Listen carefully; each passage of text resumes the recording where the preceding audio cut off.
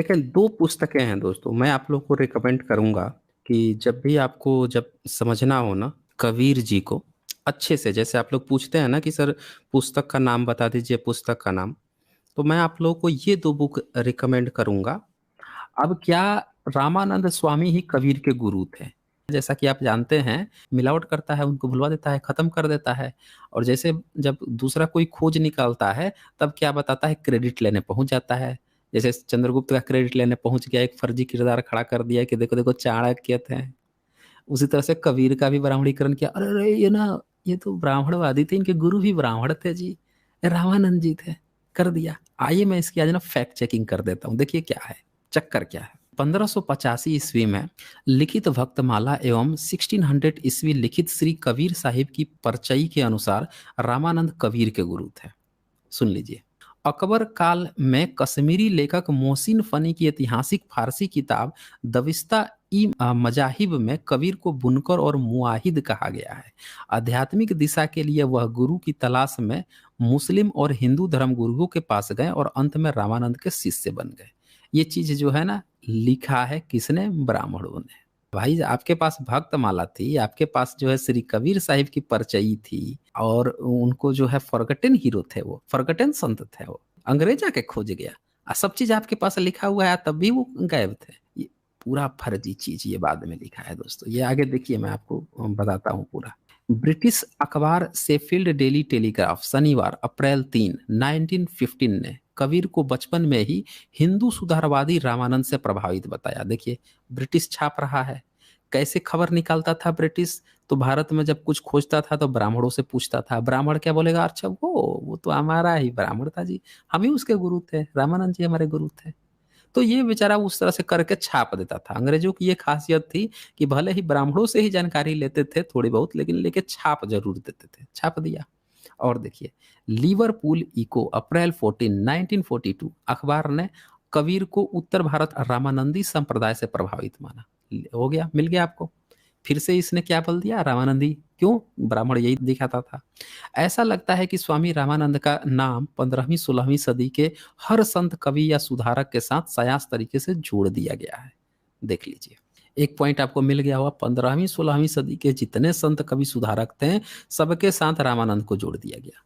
स्वामी रामानंद को केवल कबीर का ही नहीं, बनारस के समंतकालीन संत रैदास, राजस्थान के संत पीपा, मुंबई के संत धन्ना जाट और गुजरात के संत दादू आदि के साथ भी जोड़ने का खेल खेला गया है। समझिए दोस्तों, जितने संत लोग हुए हैं, सबका बाबूजी किसको बनाया गया? सबका गुरु किसको? रामानंद को बनाया। क्योंकि उस समय वो था, तो इसलिए जोड़ दिया आसानी से इन लोगों ने। पुल खुलेगी आगे, देखते जाए। यह विडंबना नहीं है तो क्या है कि कबीर के बाद के संतों के गुरु भी रामानंद घोषित कर दिए गए। देख लीजिए, मतलब कबीर का तो किया किया, लेकिन कबीर के बहुत बाद में जो लोग हुए, उनका भी वही गुरु हो गया। कैसे भाई साहब, कैसे? जैसे रामानंद का कार्यकाल कई सदियों का रहा हो। स्पष्ट है कि स्वामी रामानंद वैष्णव धर्मी थे, जबकि सारे संतों ने वैष्णव धर्म के विरुद्ध अपनी दिशा तय की। देख लीजिए आप, वो वैष्णव धर्म वाला है, अब बाकी सब लोग वैष्णव धर्म के उल्टे वाले हैं। तो भी वो गुरु बन गया। मतलब गुरु है, चेला उसके उल्टा काम कर रहा है, फिर भी वो गुरु है। स्वामी रामानंद इनमें से किसी संत के गुरु नहीं हो सकते थे। मन चंगा तो कटौती में गंगा कहने वाले गोरखनाथ और रैदास के प्रति दिन गंगा नहाने वाले ब्राह्मण स्वामी रामानंद शिष्य नहीं बना सकते थे। सुन लिया आपने? स्वामी रामानंद इनमें से किसी संत के गुरु नहीं हो सकते थे। अब ये देखिए, कहा जाता है कि जुलाहा कबीर बड़े हुए तो स्वामी रामानंद के संग रहने के कारण हिंदू धर्म को समझे। ये कहा जाता है। सच्चाई क्या है आगे आपको पता चलेगी। अब इस भोलेपन या कुतर्क पर कैसे विश्वास किया जाए? कोई पूछे कि अब्दुल रहीम खान ए खाना और रस खान ने कृष्ण भक्ति की कविताएं रामानंद से ही सीखी क्या? तानसेन में हिंदू मुस्लिम की मिली-जुली संस्कृति का रोपण किसने किया? जौनपुर के कला प्रेमी सरकी शासकों और अंतिम सुल्तान हुसैन शाह सरकी कार्यकाल 1458 से 1480 द्वारा भोर का राग जौनपुरी की रचना क्या रामानंद के शिष्यत्व में हुई? हकीकत यह है कि पूर्वांचल के मुसलमान सुन्नी हैं और उनके पूर्वज दलित समाज से इस्लाम की ओर आए हैं। ध्यान दीजिएगा दोस्तों, पूर्वांचल के जितने मुसलमान हैं सब सुन्नी हैं और उनके सबके सब पूर्वज कहाँ से आए हैं? तो दलित समाज से इस्लाम की ओर आए हैं। ज्यादातर पसमानदा मुसलमानों की आबादी दलितों के धर्म परिवर्तन का परिणाम है। मतलब जितने पसमानदा मुसलमान है वो दलित वर्ग लोग जो ब्राह्मणवाद से त्रस्त आ गए थे या बन गए थे वही लोग हैं। यानी जितने पसमानदा मुसलमान हैं ये लोग दलित वर्ग के ही लोग हैं। अब ये समझना पड़ेगा उन्हें कि हिंदू धर्म की वर्णवादी व्यवस्था में दलितों को मिले अमानवीय जीवन के विरोध में ऐसा हुआ है। अब ये ब्राह्मण आपको क्या भड़काता है कि देखो ये भारत के जो भीमवादी लोग हैं, भारत के जो अम्बेडकरवादी लोग हैं, ये लोग मुस्लिम से क्यों सहानुभूति रखते हैं। वो ये नहीं बताता है कि ये इनके ही भाई लोग हैं पसमानदा मुसलमान जो दलित थे।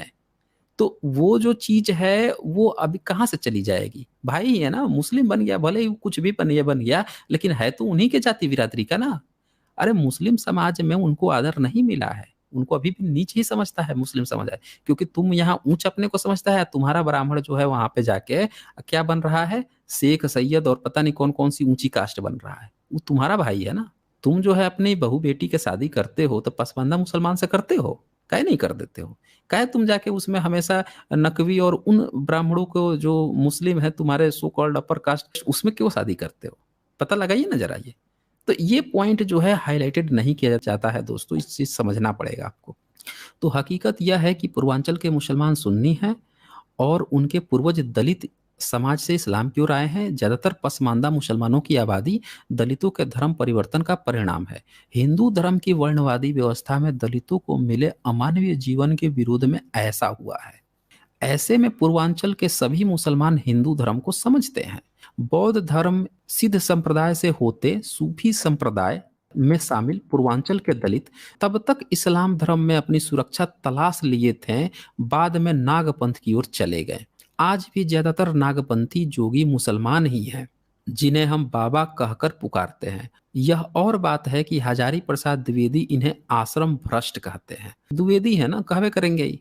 अभी भी बहुत से लोग इन्हें बाबा कहते हैं और हिंदू समझते हैं। पूर्वांचल के मुसलमानों ने हिंदू धर्म को पूरा सम्मान दिया है और हिंदुओं ने मुस्लिम धर्म को। कबीर के समकालीन जौनपुर के सरकी शासन कार्यकाल 1399 से 1480 उदार और हिंदू मुस्लिम साझी संस्कृति के पक्षधर रहे। उनका शासन बनारस और मगहर तक था। संभव है कि सरकी शासनों की वजह से भी विद्रोही कबीर मुस्लिम शासन में इस्लाम और मुल्लाओं के विरुद्ध बोलते हुए लंबे समय तक सुरक्षित रह सके। सरकी जो शासक थे इनकी वजह से ही जो कबीर विद्रोही थे इतने समय तक बोल पाए, इस्लाम के खिलाफ भी बोल पाए और मुल्लाओं के खिलाफ भी। इसलिए बोल पाए क्योंकि जो सरकी शासक जो थे ना ये दोनों की साझी परंपरा के पक्षधर रहे थे। बहुत लोग सोचते हैं कि राजनीति के लिए जो है जो बहुजन समाज है या जो दलित वर्ग के लोग हैं वो मुस्लिम से थोड़ा सा बातचीत करते हैं या उनके हक की भी बातें करते हैं। ऐसा राजनीतिक पक्ष के कारण नहीं है दोस्तों, कि राजनीति सेकने के लिए या उनका वोट मिल जाएगा, ये है ही नहीं रीजन दोस्तों। यहाँ से बिल्कुल आपको क्लियर हो गया होगा कि ये कभी भाई भाई थे और वो बन गए थे और अभी भले ही उन लोगों ने बोतल बदल ली हो लेकिन वहां भी उनको नीचे ही समझा जाता है। लेकिन लोग सोचते हैं क्या कि शायद राजनीति के कारण ऐसा है, राजनीति के कारण नहीं है दोस्तों। इसकी रूट बहुत अंदर तक है।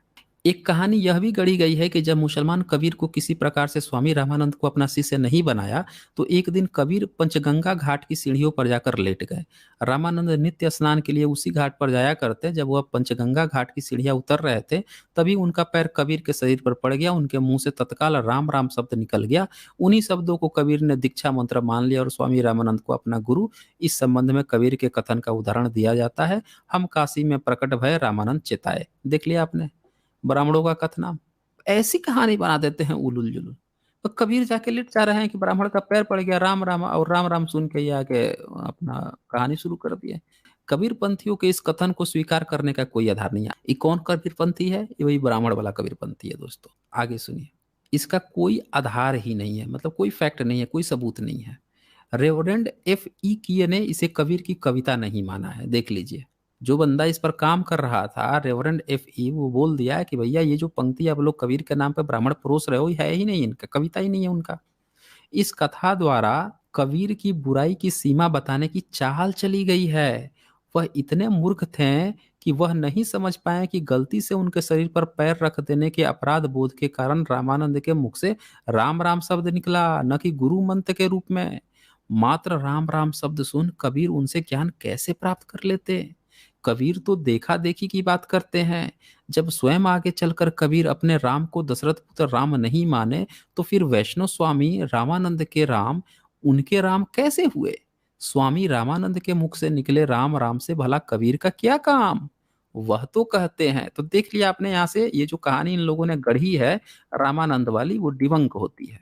कबीर कहते हैं, दशरथ सूत तिहु लोक बखाना, राम नाम का मरम है आना। कबीर के निर्गुण राम गोरखनाथ से आए हैं। 10 अवतार और तिरिया तिरिया, बै पणी राम न होई। यहाँ भी कबीर के नाम से कुछ सातिर कबीर पंथियों ने हम काशी में प्रकट भये रामानंद चेताए लिखा है। उन्होंने ऐसी तमाम कविताओं को रचा है और उसे कबीर का घोषित कर कबीर के प्रगतिशील विचारों को वैष्णव मत के करीब पहुंचाने की राजनीति की है दोस्तों। समझ गए होंगे कैसे कबीर पे इन लोगों ने मिलावट किया है। मिलावट हमेशा उसी में होती है जिसके संरक्षक कोई नहीं हो, जो फॉरगेटन हो। जैसे बुद्ध के संरक्षक कोई नहीं बचा था, उनकी किताबों में ब्राह्मणों ने मिलावट करके पेश कर दिया, खुद ही बुद्धिस्ट बन गए, खुद ही किताबें लिख दिए और लिख लिख के आजकल दिखा रहे हैं कि बुद्ध की किताब में ये लिखा है। ऐसे मिलावट होती है दोस्तों। इसी तरह से कबीर फॉरगेटन थे, कोई नहीं जानता था, इनके नाम पर किताबें लिखे फर्जी फर्जी, अब मिला मिला के इनको वैष्णव और रामानंद गुरु बना रहे हैं सब। बताओ, ऐसे गुरु होता है? लेकिन नानक जी में नहीं कर पाए, क्योंकि नानक जी के अनुयायी जिंदा रहे, उनके लोग जिंदा रहे, और उनका जो है ब्राह्मणीकरण इसीलिए नहीं हो पाया क्योंकि उनके लोगों ने उनकी बातें लिख कर रख ली। अगर वो भी फॉरगेटन होते तो आज नानक जी को भी इसी तरह से अपना ब्राह्मणवादी बना के वेद पुराण पढ़वा रहे होते उनसे। ठीक है ना, उनसे भी वेद पुराण पढ़वा के टीका टिकुली लगवा लगवा के उनका भी ब्राह्मणीकरण कर दिए होते। तो इस तरह से ब्राह्मण जो है मिलावट करता है और खुद रोना रोने लगता है जब उसकी पोल खुलती है कि अंग्रेजों और मुगलों ने मिलावट कर दी। अब ये हजारी प्रसाद द्विवेदी ब्राह्मण है, इसका भी सुन लीजिए क्या कह रहा है। द्विवेदी और श्याम सुंदर दास ने भी उन्हें वैष्णव मानने की सयास भूल गए। ये दोनों भी वैष्णव मान लिया। अब मानेगा ना, ब्राह्मण है तो इसका काम क्या है। उन्होंने यह भी कहा कि यद्यपि कबीर ने अपने को वैष्णव कहीं नहीं कहा है, परंतु वैष्णव की प्रशंसा की है। सुन लीजिए आप। अरे कहीं नहीं कहा है तो भी वैष्णव हो गए हैं, प्रशंसा भी कर दी है। ये देखिए आगे क्या लिखता है। मेरे संगी द्वय जना, एक वैष्णव एक राम, वो है दाता मुक्ति का, वो सुमिरावे नाम। देखा जाए तो ये उक्त पंक्तियां कबीर के विचारों के प्रतिकूल है। प्रतिकूल मतलब जो उनके अनुकूल नहीं है, मतलब उनसे मैच नहीं करती है, मिलावटी है ये। जिन्हें निर्गुण राम जपहु रे भाई, या वैष्णव हुआ तो क्या हुआ जैसे पंक्तियों को भी संज्ञान में लेना चाहिए, जो कबीर के तेवर और विचारों के करीब हैं। मैच नहीं कर रही है, फर्जी बनावट इन लोगों ने बना के डाला है। और देखिए, एच एच विल्सन ने 1861 में प्रकाशित अपनी किताब में ही इस तथ्य को नकार दिया था कि स्वामी रामानंद किसी भी प्रकार से कबीर के गुरु हो सकते हैं। दरअसल दलितों और पसमानदा मुस्लिम समुदाय से निकले तमाम संत अपने वैचारिक आंदोलनों के जरिए वैष्णव मार्गियों पर भारी पड़ रहे थे। सुना आपने? ये सब भारी पड़ गए थे वैष्णव मार्गियों पर। उन्हें जनता का समर्थन मिल रहा था। संतों के समकक्ष वैष्णव धर्मियों के पास एक भी विद्वान तत्कालीन समय में नहीं दिख रहा था। ये जितना भी वैष्णव था उनके पास कोई भी ऐसा एक विद्वान नहीं था जो पब्लिक को उतना कन्विंस कर सके जितना कि ये लोग कन्विंस कर पा रहे थे, जो बहुजन समाज के हीरो थे। क्योंकि पूरा बहु समाज तो आज भी बहुजन का है ना, लेकिन वैसे विचारक नहीं पैदा हो पा रहे हैं, या नहीं होने दिया। ब्राह्मणों ने पूरा कब्जा कर रखा है। उस समय तो मुस्लिम का शासन था तो ये लोग पैदा हो गए, क्योंकि ब्राह्मण को देता था थोड़ा बहुत प्रेफरेंस, लेकिन फिर भी बहुजन समाज को दबाता तो कम से कम नहीं था ना। आज क्या है कि पूरा का पूरा शासन सत्ता पे ये बैठ गया तो ये पनपने नहीं दे रहा है, तुरंत टारगेट किया जा रहा है उन लोगों को। तो यहाँ पे लिख रहा है तत्कालीन समय में नहीं दिख रहा है। ले देकर एक रामानंद थे जिन्हें वे सभी संतों का गुरु साबित कर अपने को श्रेष्ठ साबित करने में लगे रहे। इसी क्रम में कबीर के उपनाम का प्रयोग कर जितना संभव हो सका छेपक जोड़े गए। छेपक मतलब समझ रहे हैं ना, बाद में श्लोक जोड़ दिए गए उनके नाम पर, दोहे जोड़ दिए गए। यह सब रामानंद की महत्ता बताने, जितने भी बाद में जोड़ा गया है उसमें क्या किया गया है, रामानंद की महत्ता बताएगा, कबीर जैसे महान विचारक को अपनाने और दोनों के जीवन समय के कम अंतर होने के कारण ऐसा कुचक्र बुना गया। चूंकि समकालीन टाइप के लोग थे ये, थोड़े से अंतर है दोनों में, लेकिन 5 साल के थे कबीर रामानंद जब मरा था। तो पता नहीं कैसे तब भी गुरु बना दिए सब। आगे देखिए अभी क्लियर हो जाएगा। इतना ही नहीं, कबीर पंथियों ने कबीर को गोरखनाथ और रामानंद का समकालीन सिद्ध करने के खेल में रामानंद की उम्र 300 वर्ष बता दी है। सुन लीजिए भाई साहब, रामानंद की उम्र जो है कितना बता दिए कि 1149 से 1449 तक जिंदा रहे। देख लिया अपने ब्राह्मणों का खेल। मतलब फिट कर सके, फिट करने के लिए किसी की उम्र 300 साल भी बता सकते हैं दोस्तों, ऐसे धूर्त हैं ये। अब कोई इनसे पूछे कि 300 वर्ष किसी मनुष्य का जीवन होता है भला, तो वे फिर सनातनी चमत्कारों की, ब्राह्मणी चमत्कारों की संस्कृति की आड़ में चले जाते हैं। The English Lakes Visitor and Keswick Guardian में 5 मार्च 1881 में छपे ईसाई मिशनरी के थॉमस आर हार्डसन की रिपोर्ट के अनुसार कबीर पंथियों ने कबीर को ईश्वर की तरह पूजना शुरू किया था। उनके अनुसार कबीर 44 देवदूतों में एक थे जो प्रति 25 वर्ष में एक बार पैदा होते थे। लीजिए भाई साहब, ब्राह्मणों ने तो इनका देवदूत भी बना दिया, अवतार भी बना दिया। इस प्रकार कबीर कई बार पृथ्वी पर जन्म ले चुके थे। सुना आपने, कई बार जन्म भी ले चुके थे। अभी एगो है ना, एक एक है अभी एक ढपोर संखा कबीर के नाम पर नौटंकी करता है, कबीर ही जगगूड़ा कबीर ही महा ये है। ये सब वही ढपोर संखे के बच्चे हैं जिन लोगों ने ब्राह्मणीकरण किया, अभी भी इनके नाम पर दुकान चला रहे हैं। इस प्रकार कबीर कई बार पृथ्वी पर जन्म ले चुके हैं। अंतिम बार वह 1060 ईस्वी में बनारस में पैदा हुए और 300 वर्ष तक जिंदा रहे। लो भाई साहब, इनको भी 300 वर्ष तक का बना दिया। जाहिर है कि सारी चमत्कारिक बातें हिंदू ब्राह्मणवादी चमत्कारिक कथाओं की प्रतिस्पर्धा की देन है। तो ब्राह्मण जो है उनको भी 300 साल जिंदा करवाया, इनको भी 3 साल, इनको भी अवतार बना दिया, बार बार जन्म दिलवा दिया। इस तरह से जो है कबीर का धर के ब्राह्मणीकरण किया गया है।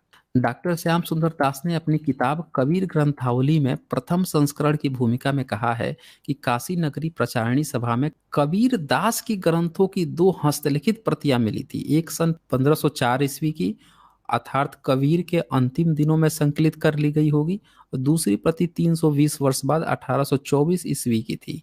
श्याम सुंदर दास बताते हैं कि तब तक कबीर दास के नाम से जितने भी ग्रंथ प्रचलन में थे उनका 10 भी इन किताबों में नहीं है। फिर प्रश्न यह उठता है कि जब कबीर की मृत्यु 320 वर्ष बाद उनकी जितनी रचनाएं उपलब्ध थी वे 1928 तक आते आते 10 गुनी से ज्यादा कैसे हो गई, बढ़ गई, और यह किन की रचनाएं हैं? बस सीधी सी बात है, क्वेश्चन आ गया भाई। 10 गुना ज्यादा उनके मृत्यु के बाद, 10 गुना ज्यादा आप लोगों ने रचना बना दिया, यानी कि 90% चीजें जो हैं इन लोगों ने खुद से जोड़ दिया है कबीर के नाम पे। यह कबीर उपनाम का प्रयोग कर कबीर पंथियों का कृत्य नहीं है, और ऐसी रचनाओं के आधार पर कबीर का मूल्यांकन किया जाना कबीर के विद्रोही स्वरूप को खत्म करना नहीं है। श्याम सुंदर दास ने जिन उपरोक्त दोनों मूल प्रतियों का उल्लेख किया है उनमें हम काशी में प्रकट भय रामानंद चेताए कविता नहीं है। देख लीजिए, ये सब नहीं है रामानंद वाला, ये फर्जी में बाद में जोड़ जोड़ के डाले हैं, सब मूल में है ही नहीं। यह कविता ग्रंथ साहब में भी नहीं है। देखिए, ग्रंथ साहिब में भी नहीं है, जो नानक जी संभाल के रखे थे उनमें भी ये बात नहीं है। रामानंद जी की मृत्यु लगभग 1410 ईस्वी तक हो चुकी थी। जाहिर सी बात है कि यह बाद की जोड़ी गई कविता है और इसके आधार पर स्वामी रामानंद को कबीर का गुरु सिद्ध करने का प्रयास किया गया है। दोस्तों, पोल खुल गई ना इसकी कि रामानंद नहीं गुरु था। Reverend G.H. वेस्काट ने तो प्रश्नवाचक चिन्ह के साथ रामानंद की मृत्यु 1400 ईस्वी में ही मानी है। 1410 कह रहे हैं ना, ये तो कह रहे हैं कि 1400 ईस्वी में ही मानी है। ऐसे में तब तो कबीर पैदा भी नहीं हुए थे। लो भाई साहब, कबीर जी ही जब नहीं पैदा हुए थे, या जो व्यक्ति उनके जन्म लेने से पहले ही मर गया वो उनका गुरु बना दिए। देख लीजिए, इसीलिए रामानंद को कबीर का गुरु नहीं माना जा सकता। अगर कबीर पंथियों को यह बात मानते हुए कबीर का जन्म 1398 ईस्वी मान ले, तो रामानंद की मृत्यु 1410 ईस्वी, तब भी 12 वर्ष के कबीर को रामानंद कौन सा ज्ञान पढ़ा गए होंगे? ये प्रॉपर डेटा ले रहे हैं कि मैक्सिमम भी कर दूं तो भी 12 साल पहुंचते हैं। तो 12 साल में कौन सा ज्ञान पढ़ा गए होंगे? कबीर पढ़े लिखे नहीं थे, मसी कागज छुओ नहीं, कलम गई नहीं हाथ, ऐसी बात है यहाँ पे। इसीलिए उन्होंने स्वयं कोई ग्रंथ नहीं लिखा है। वह अपने दर्शन या विचारों को संतों में प्रचलित दोहे या गीत छंद में बोलते थे। वह जो कुछ मुंह से भाखे उनके शिष्यों ने उसे लिख लिया। कई बार तत्काल लिखा होगा तो कई बार बाद में, कई बार सुनी सुनाई बात के आधार पर इसे संग्रहित किया होगा। इसीलिए इसमें कुछ जोड़ घटा दिया गया होगा और कबीर ग्रंथावलियां विभिन्न स्रोतों से तैयार की गई हैं। तो इसमें ना बहुत सारी यहाँ पे बात आ जाती है। इसीलिए इनमें जो कुछ है वह कबीर का ही है, सिद्ध नहीं किया जा सकता। कबीर के नाम से मिले ग्रंथों की संख्या भिन्न भिन्न लेखों के अनुसार भिन्न भिन्न है। H.H. विल्सन के अनुसार कबीर के नाम पर 8 ग्रंथ हैं। बिशप जी एच वेस्टकाट के करीब कबीर के 84 ग्रंथों की सूची प्रस्तुत की, तो रामदास गौड़ ने हिंदुत्व में 71 पुस्तकें गिनाई है।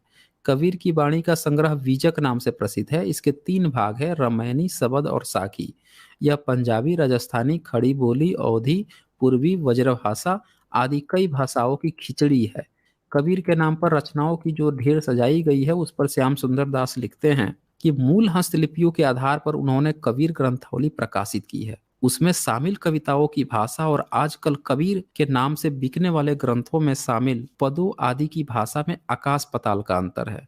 उनके द्वारा संग्रहित कबीर ग्रंथावली में शामिल पद आदि भाषा उस समय के अनुरूप है, इसीलिए उसे विश्वसनीय मानना उचित होगा। तो और भी बातें आई हैं। हिंदी के वरिष्ठ साहित्यकार विचारक कंबल भारती कहते हैं, हिंदी के अधिकांश लेखकों की त्रासदी यह है कि वे इतिहास ज्ञान से शून्य है। देख लीजिए भाई साहब, हिंदी के अधिकांश लेखक जो हैं उनके बारे में ये बात कह रहे हैं वरिष्ठ विचारक कंबल भारती कि इतिहास ज्ञान से शून्य। इतिहास उनको मतलब नहीं है। हिंदी साहित्य लिख रहे हैं, इतिहास ज्ञान से शून्य है। इतिहास से अनभिज्ञ ऐसे ही आलोचकों ने जो वर्णवादी मानसिकता से ग्रस्त थे, सुन लीजिए, वर्णवादी मानसिकता से जो ग्रस्त थे, आलोचक थे, इन लोगों ने कबीर को रामानंद का शिष्य बनाने में ज्यादा रुचि ली। ब्राह्मण यही तो करता है ना। पढ़ा लिखा ब्राह्मण यहाँ डिबेट करने आएगा, बताएगा कि हम ये साइंटिस्ट है, वो साइंटिस्ट है। कैसी बात कर रहा होगा कि अरे जी राम ने ना पुल बना दिया, बंदर जो है उस पर लेकर पत्थर तैरा देता था, देखो जी द्वारिका की नगरी मिल गई। सबकी फैक्ट चेकिंग करके बैठा हूँ, सारा सारा झूठ है टोटल। तो धूर्त जो है ब्राह्मण, पढ़ा लिखा ब्राह्मण ऐसी बेवकूफ़ी करता है। यहाँ भी आप देखिए कि हिंदी साहित्य में बैठ के ब्राह्मण जो है वर्णवादी मानसिकता वाला क्या कह रहा है, कबीर को रामानंद का शिष्य बनवा रहा है। ब्राह्मण एक गुरु है ये साबित करवा रहा है। उनकी वर्णवादी मानसिकता से यह देखने की भी कोशिश नहीं की कि कबीर और रामानंद के बीच का समय कितना बड़ा अंतराल है और विचारों की कितनी गहरी खाई है।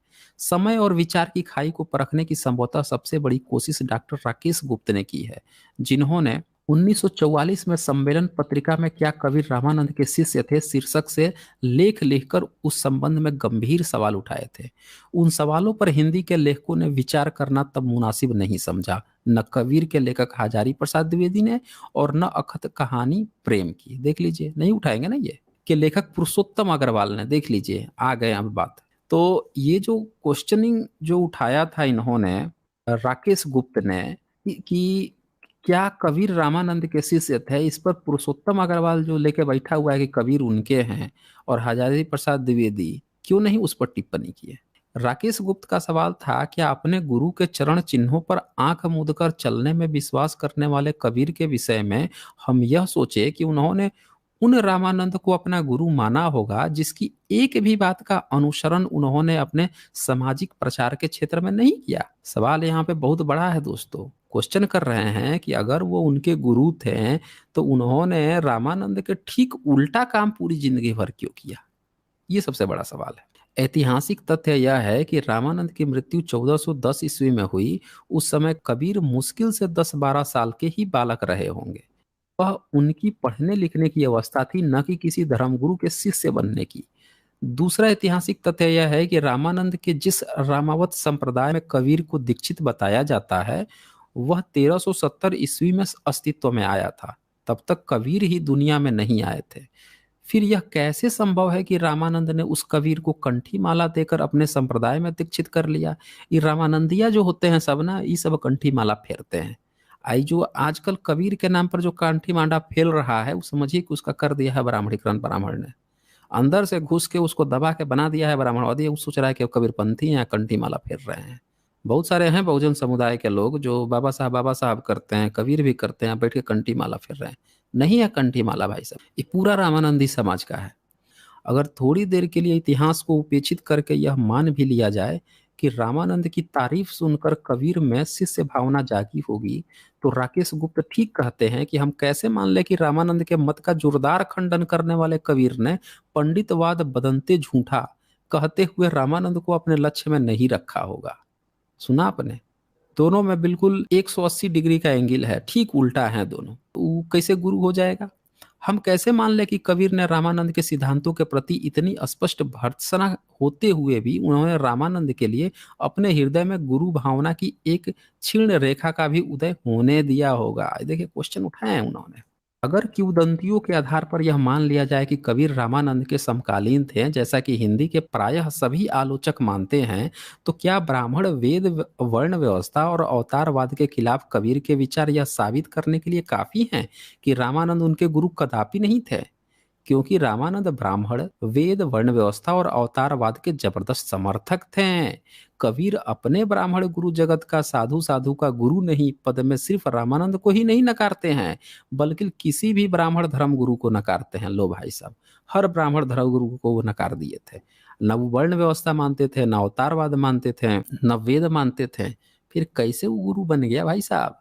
उल्लेखनीय है कि इस पद में साधु का अर्थ सन्यासी नहीं है, वरन साध और साधु कबीर ने अपने जैसे ही साधुओं को कहा है। तो इस तरह से दोस्तों, आज जो है हमने आपको कबीर जी के बारे में जितना जो पॉइंट हो सकता था उतना दिखाया, और उम्मीद है कि आप लोगों को आइडिया लगा होगा कि किस तरह से कबीर का ब्राह्मणीकरण किया गया है।